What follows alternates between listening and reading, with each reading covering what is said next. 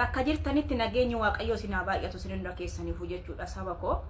Egaa maatiin koo miidiyaa kanarratti sin baay'inaan jedhanii jiranii garuu mooyyuu rakkoon saba kooti miidiyaa kanarraa na balleessuu hin dandeenye miras taruu hin dandeenye yeroo ammaa kana dallaalonni haalli Beerut keessa jirtu oduma arganu ijoollee teenya Itoophiyaa irraa fidanii kara Beerutitti geggeessatoo jiru akkasumas mooyyuu dallaalonni Dubaay kana keessa Itoophiyaa irraa kara Dubaay ijoollee fidanii ji'a 2 ji'a 3 biiroo keessatti shamsanii sanbooda kara Beeruti kara ibiddaatti ergaa jiran jechuudha. Maaloo ijoollee waraqata qabdan waan kanarratti xiyyeeffadhaa. Nuti kafiila jala jirraa araba jala jirraa deemnee nama tokko qaqqabuu hin dandeenyu furmaata tokkollee kennuu hin dandeenyu jechuudha. Maaloo warroonni waraqata qabdan waan kana baatirraa dubbadha. Akkamitti odoo waraanni jiru odoo ibidda akkanatti jiru kan achi jiruyyuu akkatti galu abee karatti deemu keessa abee akkamitti ijoollee miidiyaa hin beeyne ijoollee waa tokko hin beeyne silkii hin qaban waa tokko hin qaban kinu ijoolleen tun achitti rakkachaa jiru jechuudha. Kan achi jiru akkamitti baafachaa jirra akkamitti baafannaa jenneetoo miidiyaa kanarraa boonye garuu isin immoo birrii ajettanii ilmoo namaa fuutanii kara ibiddaa gurguraa jirtu jechuudha dallaaloon. Sijjammar dallaalota Itoophiyaa ta'e dallaalota Dubaay kana keessa ta'e isin leebroota hattoota jechuudha ilma namaa gurgurtanii dhiiga namaa lubbuu namaa gurgurtaniiti warra maallaqa nyaatatoo jirtu sun hundi keessanuu jechuudha. Baatanii akka ilma namaatti hojjettanii birrii boruumtu jettanii lubbuu namaa gurgurtanii lubbuu namaa irratti taphachaatoo jirtan. Maaloo rabbi sodaattanii akkamitti har'a kan achi jiruufuu sagalee taanee lammiin keenya garan akkamitti nu dachaa jennee nu halkanii guyyaa irriba amnee cinqamaa jirra jechuudha. Garuu isin immoo ijoollee fuutanii kara Beeruutti kan ergitan kaayyoon keessan maaliif ibiddatti gubuudha moo hojjisiisuuf ijoolleen tun akka hojjettee jijjiiramtuuf immoo akka duutuuf mee kana deebinaa deebisaa. Kanaaf hundi keessanuu baa sagalee taa dallaalli Itoophiyaa keessa kara Beeruutti ijoollee ergaa jiru ibbaan ibbatti akka nurraa aabatu ሼር ብትበት የዩኒቨርሲቲ ተማሪ ተመርቃ እንግዲህ ስራ አታ ወደ ልብናን ሄዳ ከአንድ ወር በፊት ነው ደላሎች እንግዲህ እቺን ወገናችን እህታችን ወደ ልብናን ይላኳት። እንግዲህ አረቦቹ ጦርነት ስላለ አካባቢው ላይ ራሳቸውን ለማዳን እቃቸውን ይዘው ልጆቻቸውን ሄዳ አይደሉ እህቶቻችን ወገኖቻችን ግን መንገድ ላይ ያወጡ እየጠሏቸው እያበዱ መንገድ ላይ እንደዚህ ሆኖ ቀርቷል። በጣም ነው የሚያሳዝነው። በጣም እነዚህ ደላሎች እነዚህ ኤጀንሲዎች አሳፈሪዎች ናቸው። ዛሬ አካባቢ ላይ ኢትዮጵያን እህት ወንድሞቻችን ወገኖቻችን እዛ ቦታ ላይ ይገኛሉ። ድምጽ ሆኖልን ይያሉ ነው። በጣም ግላይ ነው ያላችሁ ከዛው ቪዲዮ kana dhaggeeffatanii jirtu anis waan akkana kana hojjechaa jira wanta deemaa jiru kun nama dhibaa jechuudha. Ashama harka fuuni kabajamtootaaf daawwattoota hordoftoota keenya nageenyi koo kan jaalalaa fi kabajaa bakkaa fi lafa jirtan isiniif haa baay'atu. Anis obboleettiin keessan bakkaa fi lafan jirutti waaqayyoof galannaa ga'uu nagaa fayyaa gooteedha. Egaa ka warroonni mana kanaaf haarawaa taatan maatii keenya ta'uun dagatina warroonni duraan wajjin turtan like tuquun dagatinaa isiniin jecha akkuma wajjin argaa jirru jechuudha. Haalli amma jireenyi irra jiru jireenya ulfaataa keessa jirra. Haalli nuti irra jirru hara ulfaataa keessa jira osiniin jedhu magaalaa biyya Beeruutii namni wallaaltanii jirtanii jechuudha. Beeruutiin ka haalli amma irra jirtu baay'ee haala sodaachisaa fi haala baay'ee yaaddessaa keessa jirti. Garuu haa ta'uti warroota achi keessa jiran karaalee isaan ittiin nu ba'an suqaa fala barbaadaa jirra. Asiifachi raankoofna yeroo rafnee barii arginu maal dhageenya har'a jenna ijoollee oolaan irratti sodhe mee har'a akkamti lafti kusinii bariitee akkam maaltu jira wanti haarofti jenna halkan giddii ribni biraan fudhataa jechuudha.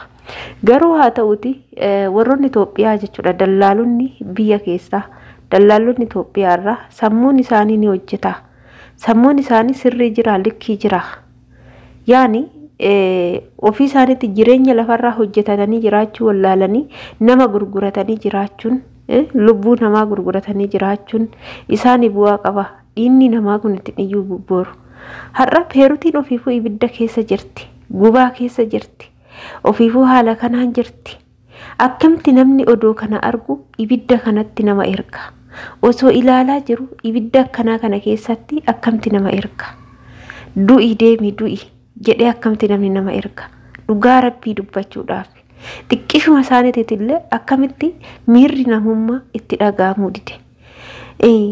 Isheen tun obboleettii naa ta'uu dandeechi haadha naa ta'uu dandeechi jedhanii hin dursu. Shamarri bakka biyya keenyaaf qallaali salphaa taate jechuudha. Biyya ormaatti gurgurachuutu caale jechuudha. Deemii du'ii jechuutu caale jechuudha. Har'a bakka biyya san erguu jechuun deemii du'ii si awwaallaa. Awwaalchallee hin argatani. Du'aan isaan awwaalchallee echana walitti argatu. Nama achi keessatti awwaalaan jiran isaan kan ofii isaaniitiifuu kinoo akkanatti silaa har'a duuna boru duuna jedhanii kinoo akkanatti kirkiru. Ani kan na dhibe bari namni akkamitti xiqqishumallee yoo ta'e itti dhagahamuu dida. Xiqqishumallee yoo ta'e akkanatti silaa yoo ilaalani akkatti nama sodaachisa. Ofiifuu warra achi keessa jiraniyyuu karaan cufamee karaan ittiin ba'an dhabanii galgalaa ganama sagalee nu ta'a jedhanii boo'u. Du'uun kiyya dhoolu yoon du'e maatii kiyyaatti dhaamsa naa dhaama karaa maatiittiin argatan dhabanii dhaamsa naa dhaama Peeruutiin akkuma beektan jechuudha.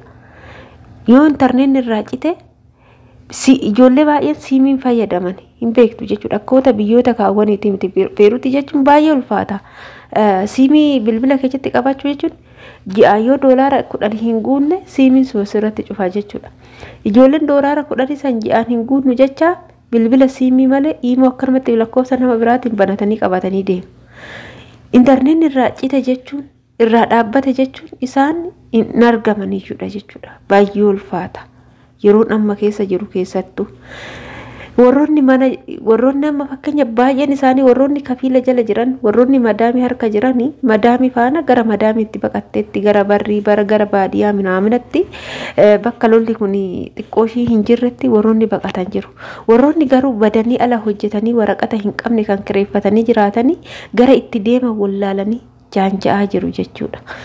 Dhugaa dubbachuudhaaf.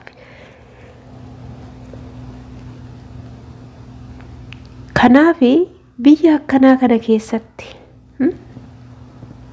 biyya akkanatti nama sodaachise keessatti biyya ijoolleen eecha taana har'a hin duuna hin baana maaltu dhufa boru maal dhageenya jedhan keessatti nama maallaqaaf jedhanii biyyarraa Dubaayii fidu Dubaayitti biirootti shamsanii achiin immoo gara Peeruutti ergu jechuudha. Sammuun isaanii dhuufee jira. Mataa hin qaban. Ijoolleetti taphatu. Hin qaxaqqatu. Hojiin beekan jedhu hin burjaajessu. Maaloo cubbuma sodaatanii yaa taane warra isaaniitiif hin dhiisanii warra isaaniitti irratti yaa hojjetan yaa tajaajila warri isaanii dadhabne yoom jedheetoo yaadde hin danda'u warri isaanii. Maaliif ijoollee biyyarraa baasanii maatirraa baasanii hinde biyyarraa tola dhufan ijoolleen kun birri zaraggafanii maatii sangaa gurguree lafatti gurguree waan qabutti gurguree erga. Isaan biyyatti ofaa tajaajilan.